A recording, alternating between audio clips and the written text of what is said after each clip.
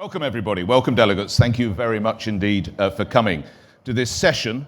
What will Brexit mean for young people and even possibly for older people in the room like me?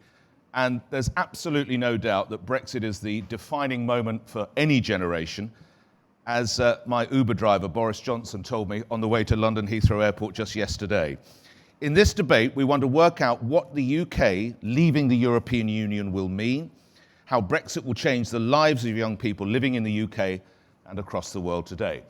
And in this interesting format we have here, where we have to watch what's happening, of course, behind us, which is nothing new for prime ministers in the room, you're used to that as a profession, let me introduce, directly in front of me, is Professor Becky Francis, who's director of the UCL Institute of Education. Becky regularly serves as a consultant to the UK government and international agencies on education policy matters.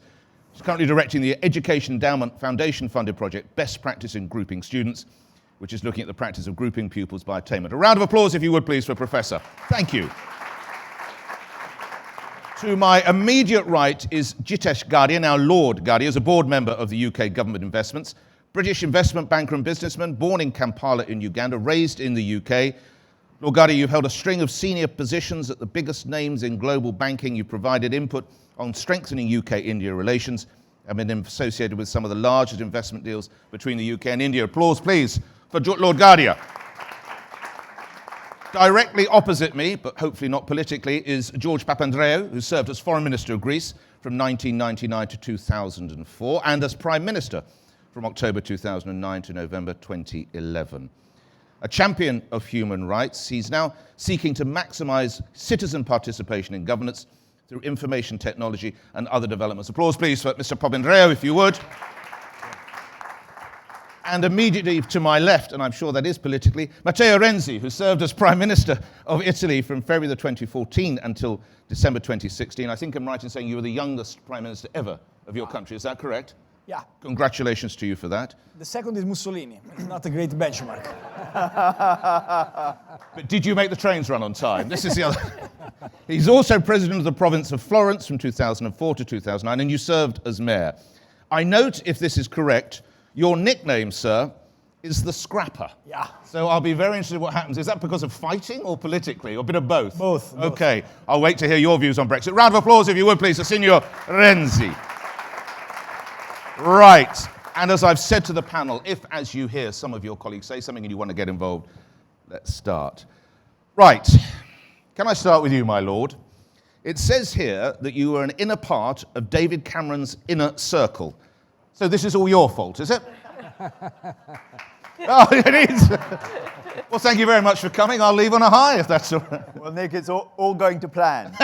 Well, seriously, look, I can't sit here in the middle of the gravest political and constitutional crisis the UK has faced since World War II and pretend that it doesn't look like a mistake to have called a referendum. And You say look like a mistake. Well, I think, hindsight is a wonderful thing, and there'll be hindsight to the current situation that we are in. Clearly, using a simple binary referendum on a complex issue is being tested to destruction in front of our eyes. So that's the first thing to say. I think the second thing is that the UK isn't actually that accustomed to nationwide referenda. We've only had two, before this, only two other referenda, in 1975 to get into Europe, and in 2011 on the alternative voting, a change to the voting system. So, to quote Clement Attlee, referenda are alien to our tradition. So I do think that Why did he go ahead with it, Jitesh? Well, look, and I Did anybody think try and stop him? he will be able to speak for himself. Maybe we'll get the Varkey Foundation to invite him here next year. He's publishing his. Well, I think he needs all the work he can get at the moment, but yeah, go on. He's publishing his memoirs, so he'll speak for himself. Clearly, at the time when he made the speech, the famous Bloomberg speech in 2013, there was a view that he needed to arrest the rise of UKIP. And I think others have commented on why should a referendum be used. I think even Mr. Renzi, why should a referendum be used to solve a party issue? The only thing I would say, though, is, and this is not necessarily in his defense, he can do it himself, is the future of the UK in Europe has been a burning issue for a very long time.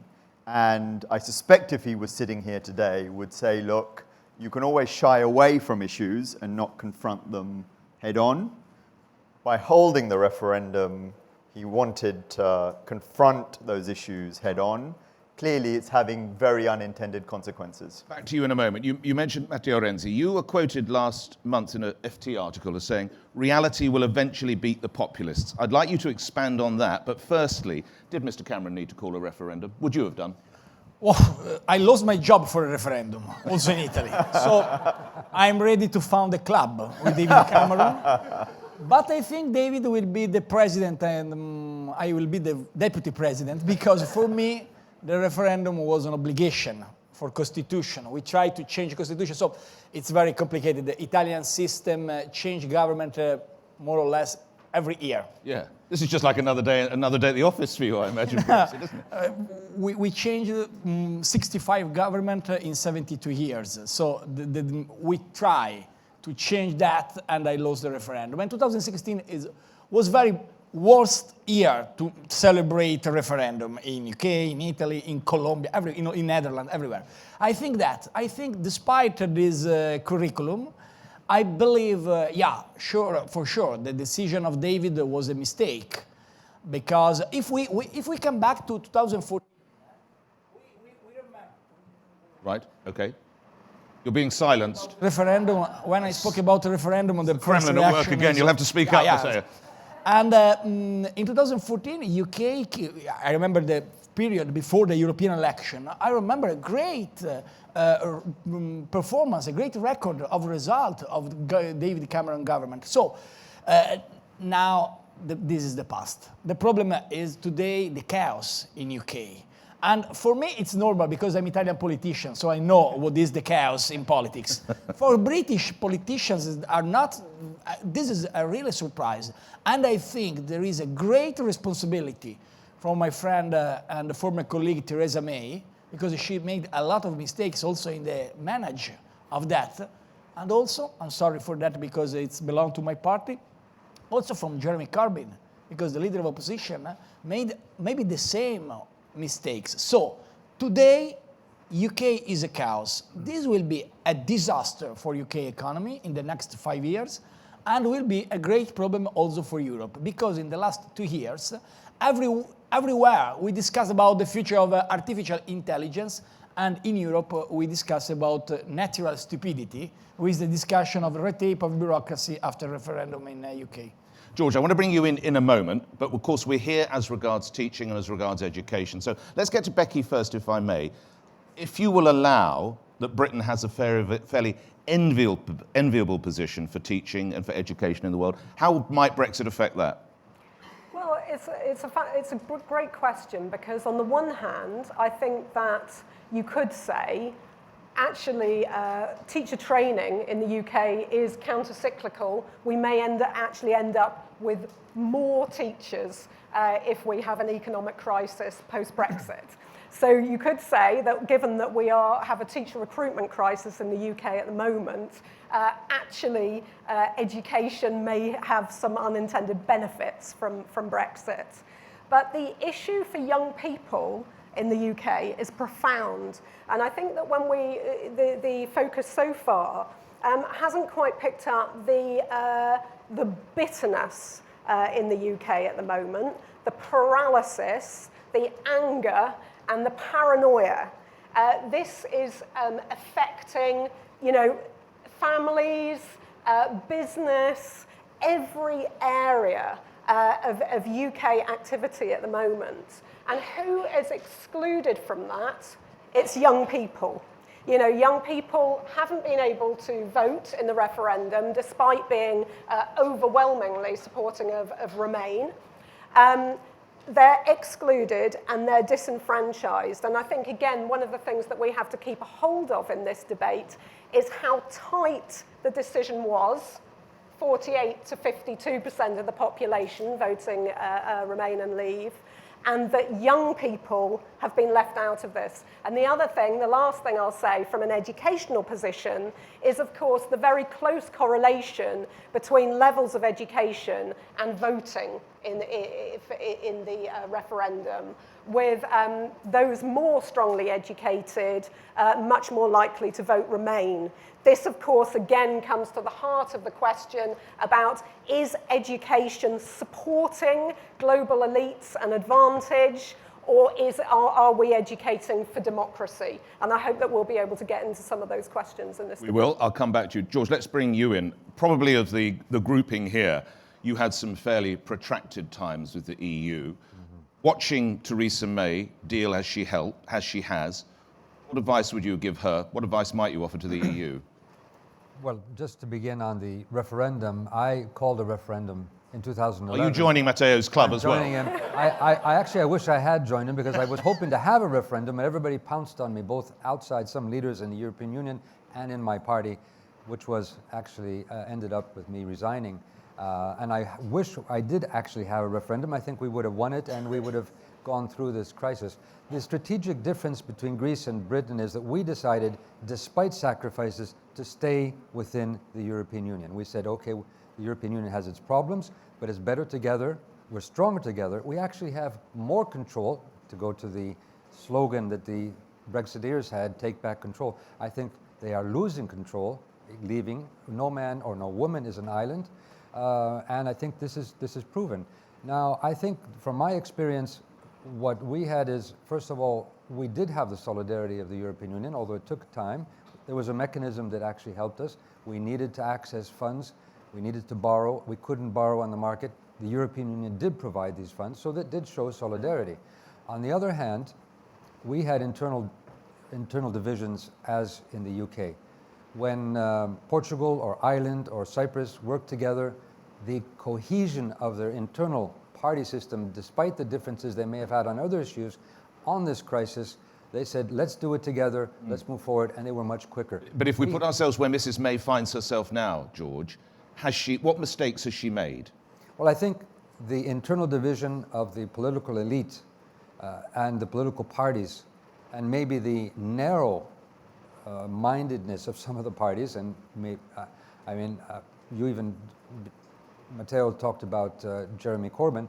I would want to see much more, but obviously Theresa May didn't reach out in the beginning to create, if possible, a wider consensus. Had she done so, and had she been successful, which would have, of course, had to have had the positive response from the other side, I think that would have been different. Because the real issue here is, what is the position of the UK? I mean, when you're negotiating, if you don't really support your own position, you don't have a clear position, of course the other side will have its position, and that's what actually the European Union showed, a very, very efficient unity and negotiating not only tactics but strategy in defending some of the basic principles of the European Union, and the UK found itself floundering. So I think this was the basic issue. Now, what can she do now? I know what I would do, but I'm not. What would you do? I would say, listen, we tried, we see what, we've done this for 2 years, we've worked it. Now, everybody knows what the deal is. Maybe we should ask the people again. A second referendum? Yes. You're actually part of the British political process. To explain to people, Lord Guardius sits in the upper chamber, the second house, if you will. Do you agree, Jitesh, the idea we do it all over? So look, so far I've been very cautious on a second referendum, because I think it could be twice as toxic as the first. We heard about the divisions in sort of families, communities, and I'm not sure that would easily bring things together. So what is the solution? Because, George is right, it is an extraordinary muddle at the minute. So look, and I'll do this in stages, because I think it is worth having. Certainly, we're sort of dragging all the audience into our national obsession, but many of you may not have been following the sort of, minutiae of this. So just in terms of how this thing was kicked off, you had a relatively close referendum, but that was compounded by the 2017 general election, which changed the parliamentary arithmetic. And I think it's at that point that things turned and made it a lot more difficult to execute the no deal is better than a bad deal strategy of the UK government, because it was unable to deliver a counterfactual of walking away. But Jitesh, you've not actually said whether you would or would not support a second referendum, yes or no? So You've been very political there. I wonder if we could get a yes or a no. So no, I will answer that in the following way. Well, a yes or no might be nice, but anyway. Because this has got to play out. We don't Right. know if my first preference is to get a deal, and Right. I'd be absolutely happy to back Theresa May's deal, and I've said that publicly on many occasions. If we move to a no deal, then I do think the goalposts have been materially moved, that the public should have informed consent before moving into a no deal situation. And the reason I say that is if you look at the Vote Leave manifesto, it clearly said that we are not going to have an abrupt departure. We're going to have a negotiated deal, and we're going to do this in an orderly way, as did the Conservative Party manifesto. So in the absence, if we're going to move to no deal, then I would be more open to it. Otherwise, I would be happy also to have, frankly, any modified deal. Okay, let's get Matteo back in. In the past, I've got notes here of when you've been critical of the EU for certain measures. Are you critical for how they've negotiated here, Matteo? There is a great problem with Brexit, but there is a great dossier with what is today Europe. And my criticism of the past is a criticism of a man who loves European ideal, who believe in the European ideal, who think European ideal will be the future. Okay, I'm really glad, really honored, really happy for the great narrative about Europe of the fathers.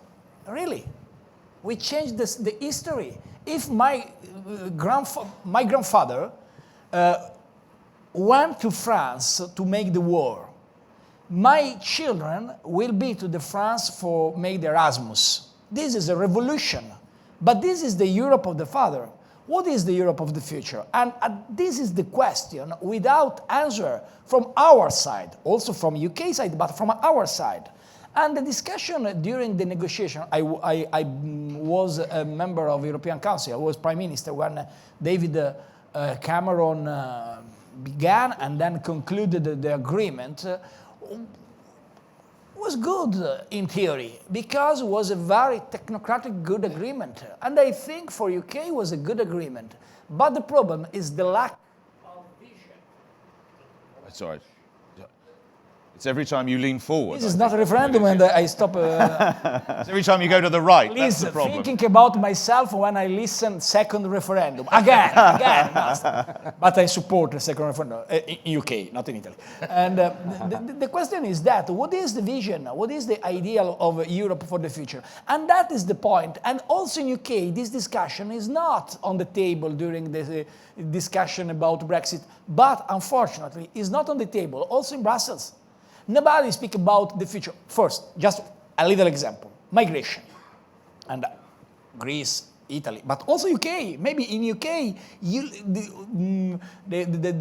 Cameron lost the referendum also for migration, despite wasn't a problem, a dossier in a referendum. But if you think about migration is a great challenge for the future of Europe, not for a boat who arrive in Sicily with 49 people, but because Africa will have in the next 25, 30 years, more or less, the double of citizens of today. And if we don't invest now as Europe in Africa, the only one we will invest will be China. Xi Jinping, during our discussion about 50 people on the boat, prepared a meeting with a check of $60 billion to make some investment in Africa. So Europe today seems in the hands of red tape of bureaucracy. And this for me is the great problem, Brexit apart. For the agreement, respect to your question, Nick, okay, the agreement was good, but the people didn't vote in the agreement. vote for the emotion, vote for the fear. And everywhere the people vote for the fear. Also in 2005, do you remember, George, in France, when Jacques Chirac lost the referendum about Europe, the people vote against Europe for the, do you remember, the fear of Polish plumber. Now we have Polish citizen and Hungarian and other people in the east of Europe who attack Europe and the ideal of Europe and reclaim sovereignty. So we need emotion, not only rules and technocratic approach. Becky, how divisive might another referendum be? I think it's horribly divisive, actually. But again, the situation in the UK now is that whatever we do is divisive. And actually, I very much support Jitesh. If we're looking, we're staring in the face of no deal. You know, the news is moving all the time, but the Prime Minister seems to have succeeded in alienating everybody now. So if her third meaningful vote this week doesn't go ahead or looks at risk, and we're staring no deal in the face, then I think in some ways there's not much other option but a referendum, a further referendum. I mean, I think... Would that mean Britain contests the May European elections? Because there's another question. Very tough. That's very tough, I agree. Think on that and I'll come back to you. Let's get George back. Can I say something briefly, and then I want to get about George. the EU? Yeah, of course, Becky. I mean, I think that the EU failed in its marketing with the UK. It's right to say that it's been a sort of perennial issue, and politicians have used it as a sort of scapegoat, the EU, the answer to all our problems. Okay. But this comes back to the area of education again, because what we haven't had in our curriculum in schools or for the population as a whole is the benefits of the EU. We've hardly ever heard about the benefits, including you know, the success of no wars in Europe since the Second World War. I really fear that we are losing that legacy as we fragment. I want to get George in. Yes. Look ahead to those May European elections. Matteo said that he thinks populism will eventually be defeated by reality. What do you see happening in May across the whole of the continent? First of all, I agree that if there's no deal, and this is a possibility in the UK Parliament, then I think the idea of a referendum would be more pertinent. And if that goes to that, I would assume that it would be a much longer extension of the Article 50, which would actually mean that the referendum wouldn't maybe be, I think it would be very divisive if it comes just like sort of like a catapult, but if it's over a period of time where people can actually discuss, maybe this division. So just to give you a sense, we would have to take the legislation to implement a referendum through both houses of Parliament, decide on the question, and have the Electoral Commission, which is an independent third party, also sign off on it. And quite a procedure. And so it would be a 9-month process. Which would mean most likely that you would then participate in the European elections. Maybe a contradiction, but still maybe very, very helpful in the end. But there's a danger there, George, that extreme populism. parties would come on both sides. Yes, you're right. And this is one thing which populism, and going back to what Matteo was saying, Europe has offered much for many generations, and certainly for the previous generations, and peace. And coming from Greece, we're in an area where we're in the Balkans, and in our relations with Turkey and so on, it has provided a framework for understanding, for cooperation, for following certain values, and which has kept stability, if not complete peace, in the area. Now, we need a new vision.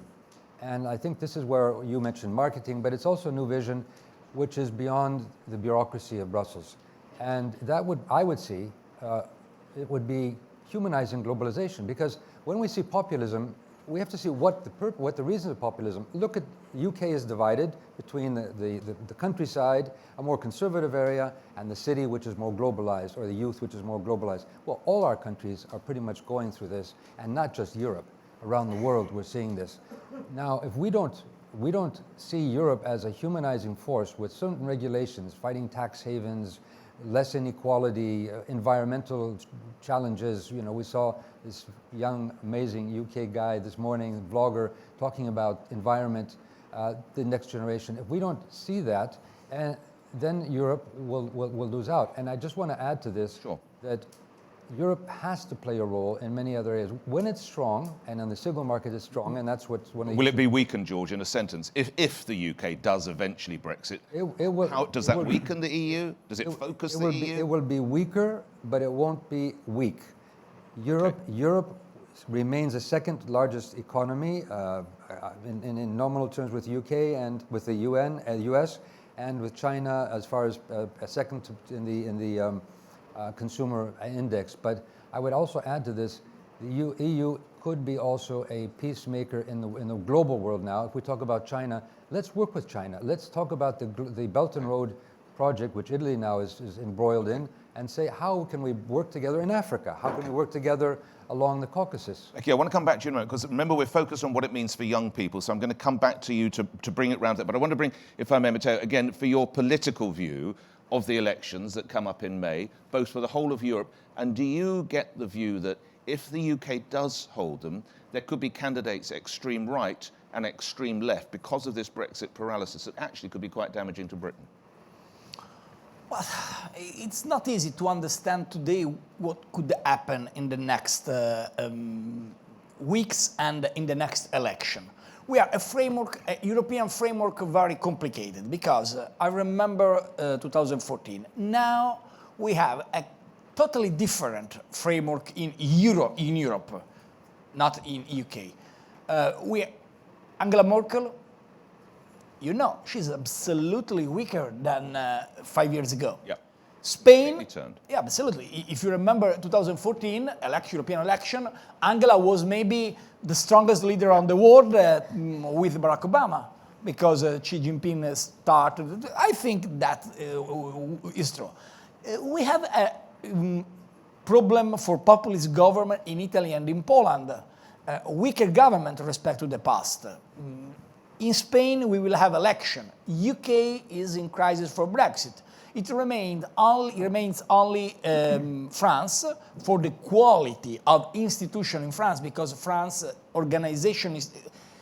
institutions are more stable than other, because we have 5 years when there is election of president. Yeah, but there is the problem declining in popularity. Yeah, declining popularity.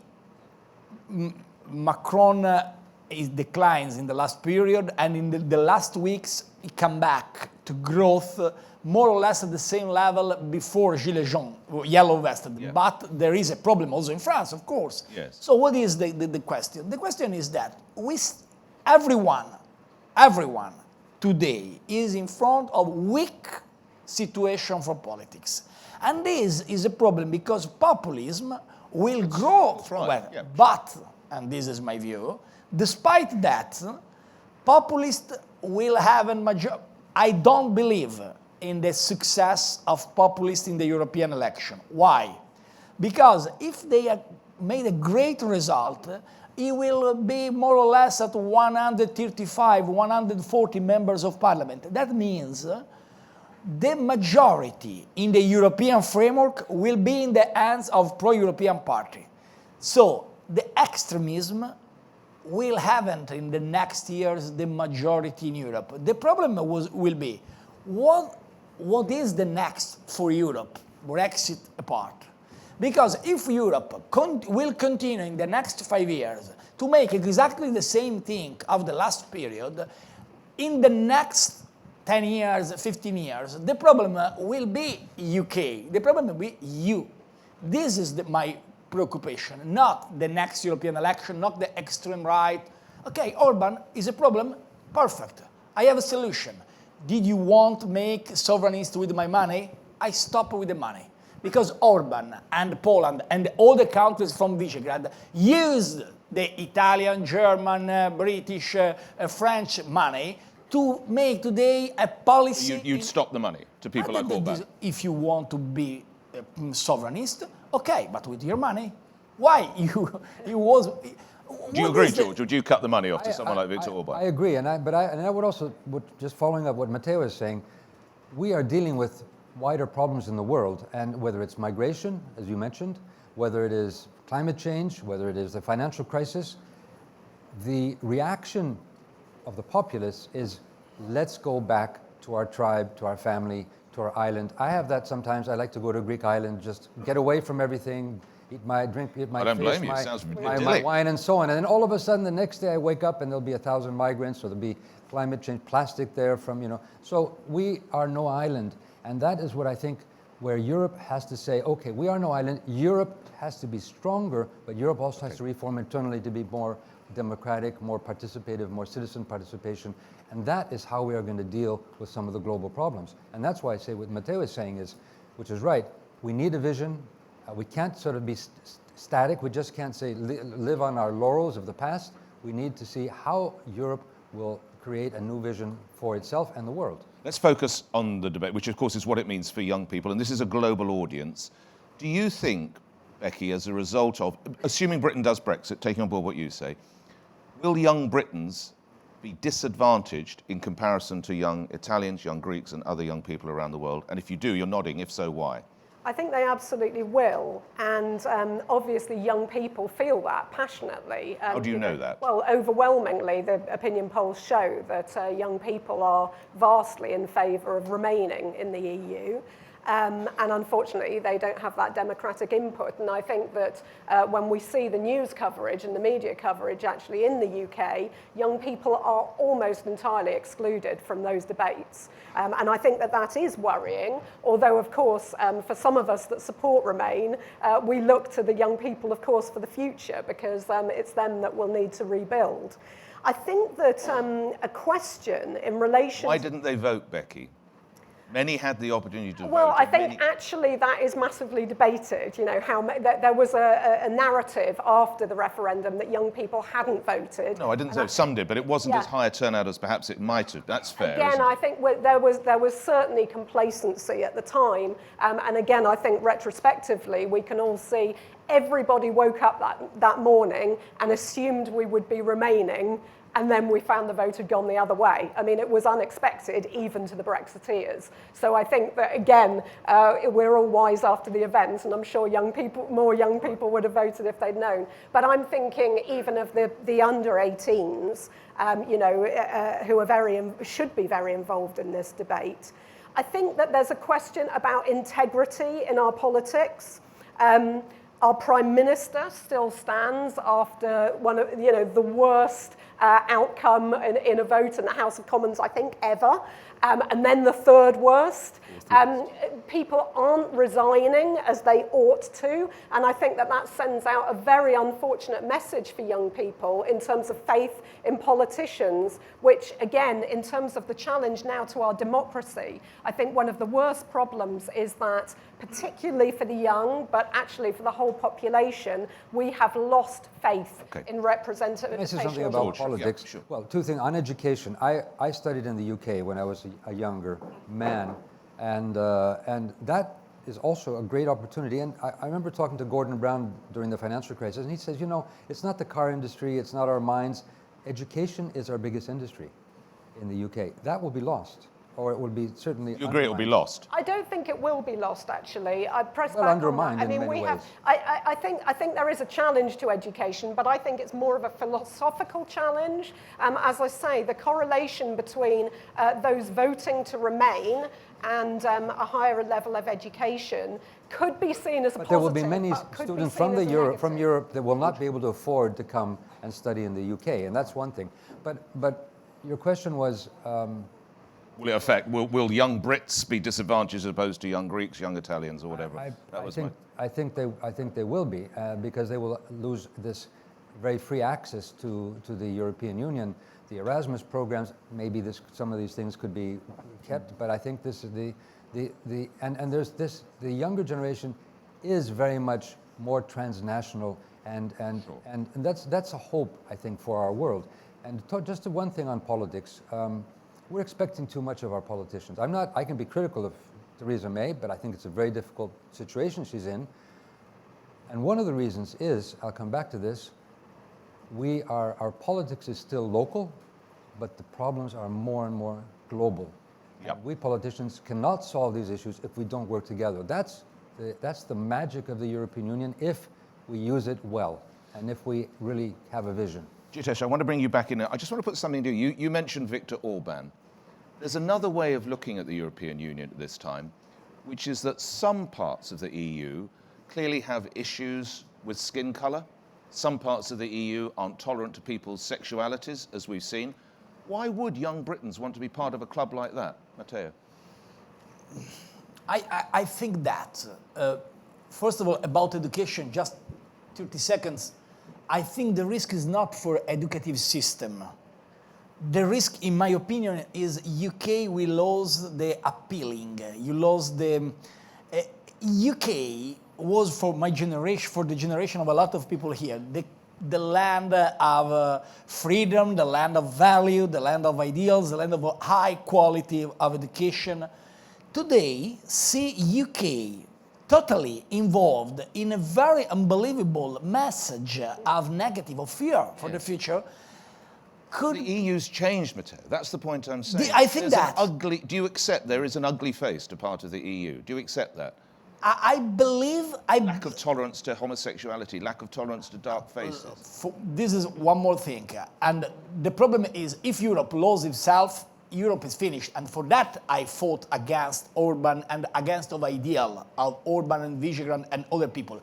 But the message... Just one thing, it's not just the EU. Look at the United States. Sure. Look at other countries. Yep, I agree. And not only USA, we have to be very frank about it. There is a wave around the world, there is the wave against... But what is the message? Because everyone says, oh, this is populism. No, it's not. It's impossible to have the same expression, populism. What is populism? Populism is Bolsonaro in Latin America, but also maybe Maduro is populist, and there are totally different approach. The populist, it's impossible to describe populism as a policy. What is the populism in my view, and about the problem for racism or for the fight against tolerance? I think is the fear about the future. Yes. What is the It's message? those who've been left behind. The message of Viktor Orban is, we build the wall. We build the wall for what? We build the wall because the other is a potential danger, is a potential risk for me. But why? Why, if I'm educated to think you are my enemy, I build myself as an enemy of you. And this is true for the tolerance, for the idea, for the skin. This is the problem today, in my personal view.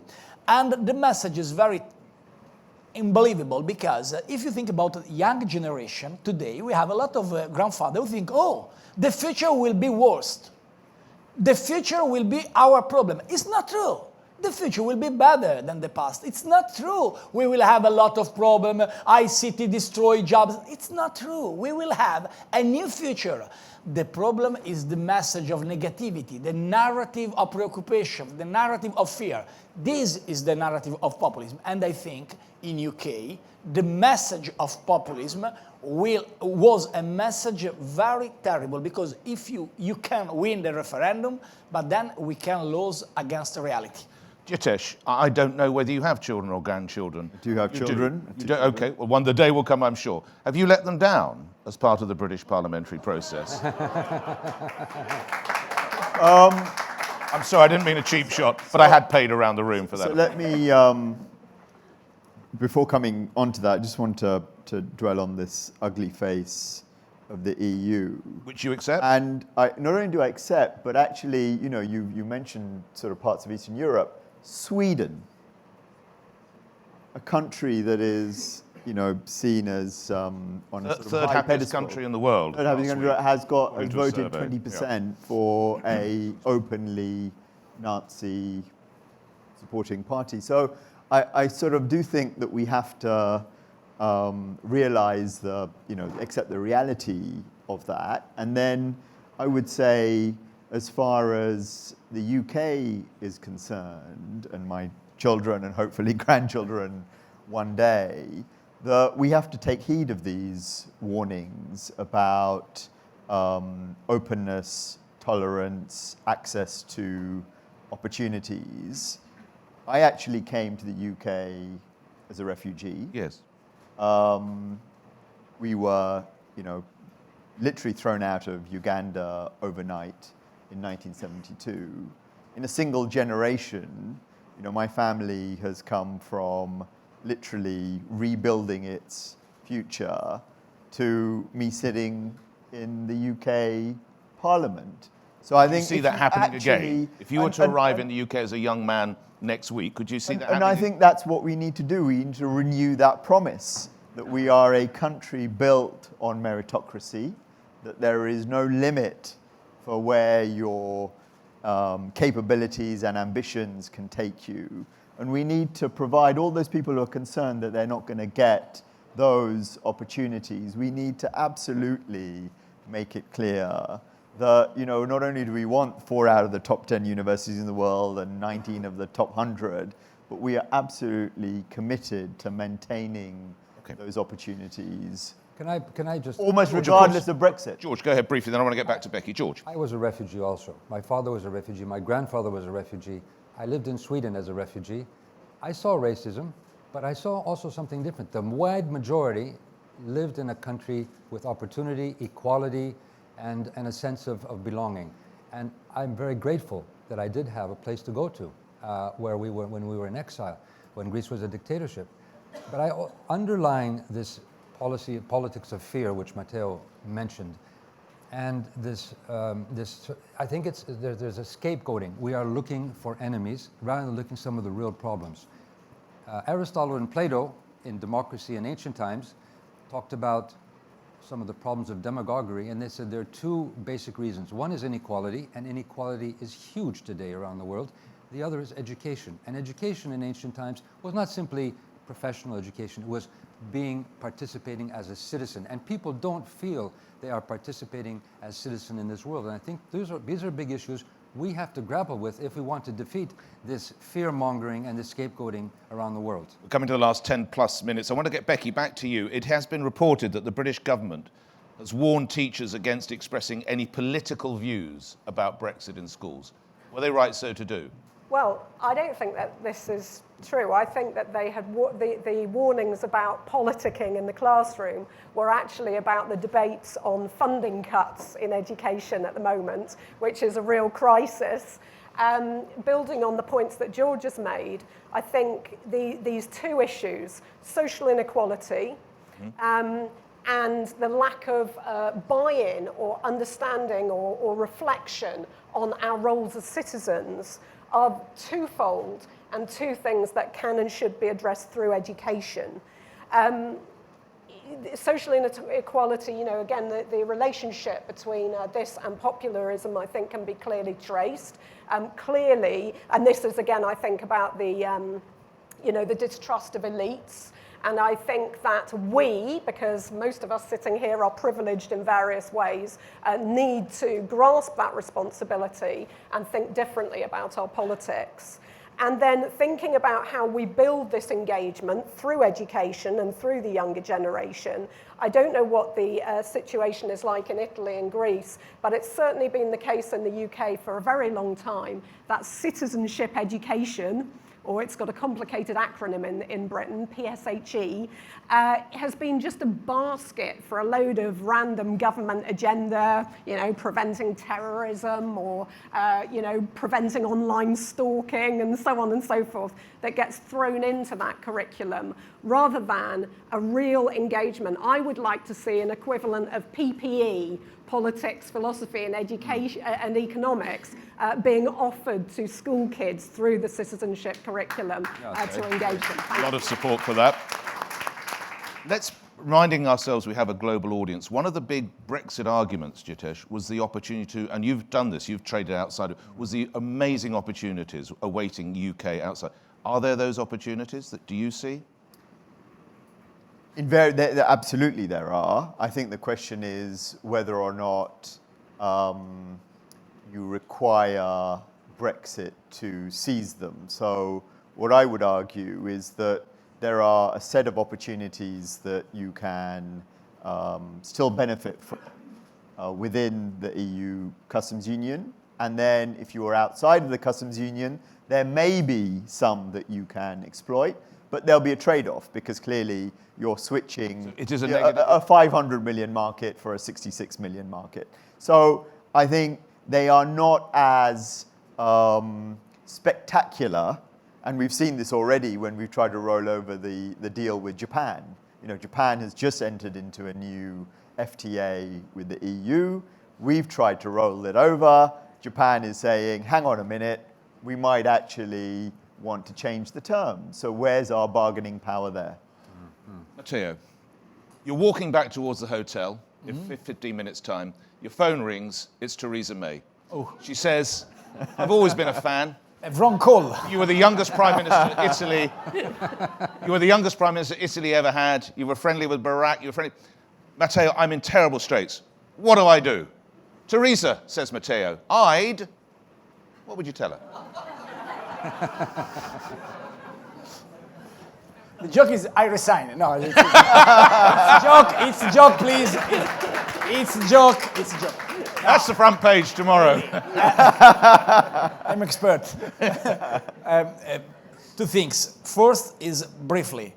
I think the only way today is for me a second referendum. I totally agree with George because the question about the first referendum was, it's very easy to leave EU. And now 3 years show the lies about the question. If you pose the question with a lie, you can win the referendum, but we lose the reality. This is my view. The second point is true for Theresa, is true for the other prime minister, and it's very important here in Varkey Foundation for me. The future is culture, and I totally appreciate your consideration about it. Because, we will be in an unbelievable world in the next 25 years, robot, artificial intelligence, Internet of Things. Yes, it will be wonderful and terrific at the same time. But I think the only way is give a message, not the fear about the future, but of the education. I came from Florence. In my card, there is not the former prime minister. In my card, there is the former mayor of Florence, because for me, it's a great honor. In Florence, in particular period, at the start of Renaissance, Florentine people decide to invest the same money for defense and for culture. And this was a revolution for Renaissance. And this was also by decision after Bataclan. For every euro invest in defense, cybersecurity, police, army, the same euro for school, theater, museum. So this is my suggestion for Theresa. First, second referendum for tomorrow. Second, invest in education and in culture because it's the only way. George, you're walking back to the hotel. It's Jeremy 15 Corbyn. minutes. It's Jeremy Corbyn. That's not a bad idea. The phone rings. Theresa May, George, I've always admired you as an elder statesman of Europe. You helped steer Greece through a hell of a crisis. George, what do I do? I would follow what Matteo was saying, maybe not on the resigning immediately, but, but yeah, saying, listen, I speak to the nation. We tried. We have this deal. The UK Parliament doesn't want it. It doesn't go through. There are two options, actually. Either we go to elections or we go to a referendum, and I think the referendum would be the more likely one to solve this. And this is what we have. This is what is on offer. The EU is not going to change its offer in any serious way, and that's there. So you either say we take this or we stay in the. And just picking up on Matteo's point, which is interesting, what would you say to Jeremy Corbyn, who, just remind everyone, of course, leads the opposition in the UK? What would you say to him? Is he doing enough? I would say your responsibility is for your country, but it also is for changing Europe. You are a progressive leader in the UK. We need you in Europe. We need your voice. We need Mr. Corbyn, or we need the UK? Well, the UK and Mr. Corbyn. And you have quite a bit of power. Maybe you'll be Prime Minister tomorrow. Why don't you work with us to make changes in Europe? Europe does need to change. It needs to move forward. It's not an ideal. It's a work under construction. And I would agree. I mean, Jean Monnet said this. If we could start Europe over again, let's start with education. I think that would be important. Zlatko here, from former Prime Minister of Bosnia-Herzegovina, talks about shared societies. We are living in a world of shared societies. We have to build values where we can work together. This is what I think. I think the lessons of Brexit is that it's too easy to say we build walls or we go back to our island, and that in the end is creating problems. We have problems, but let's work on them together. And education will allow us to understand each other much better. Becky, it's tough for the politicians. It's probably even tougher for the teachers because they've got children looking to them and saying, what the hell is going on? What would your advice, but particularly children 12, 13, 14, 15, what would your advice be to the teachers looking after those youngsters? Well, I think I've made my comments about citizenship education, and I think engaging young people in the conversations is crucial. And my message to policymakers would be invest in education and invest in schools and funding. At the moment, we have both a teaching crisis in relation to a shortage of teachers, and we have a funding crisis for schools. And yet we know that the quality of teaching makes the biggest difference to kids' outcomes, and particularly for disadvantaged kids. And we know, this has really showed the importance of education. So invest in education, invest in young people. Lastly, Jitesh, you're closest to it for all of us in this panel in that you are part of one of the chambers. Again, with the global audience in mind, tell them what to look out for over the next week or 10 days as various votes take place in I think in both British houses, because you've got to vote Monday, right? Yeah. So look, I think that Theresa May has got to make a judgment as to whether or not to bring back what's called MV3 this coming week. My sense is that she's backsliding on that because she knows that she's going to be defeated and might instead bring back or bring to the table what are called indicative votes. Yep. So 7 different options of how and explain it in a sentence to, again, people who aren't... So those could be modifying her deal in different ways. So it could be adding a referendum, or it could be adding a permanent customs union. So different options, and putting those to the vote. My sense is that is a more likely step this coming week. And frankly, this has been said many weeks in the last few months, that she may not survive the end of the week, but it's quite possible that she herself may decide that actually, look, I am an obstacle to a resolution of this process. So we may have a very dramatic week. My sense is that we have to, not my sense, we absolutely have to make up our mind before the 12th of April, whether or not we want to fight the European elections, and whether or not by that point we want an extension, a longer extension, because we have decided either on a referendum or on a different type of deal that we then need to negotiate and change the political declaration. It's clear to me that the withdrawal agreement will remain as it is. So, if I can ask in a moment, as I go around the panel, your appreciation for Matteo Renzi, in a moment, who Italy's youngest prime minister, who wants to set up a club for those who lose referendum. George Papandreou, Greek's prime minister, who likes to sit on an island drinking a bottle of wine and reading Aristotle.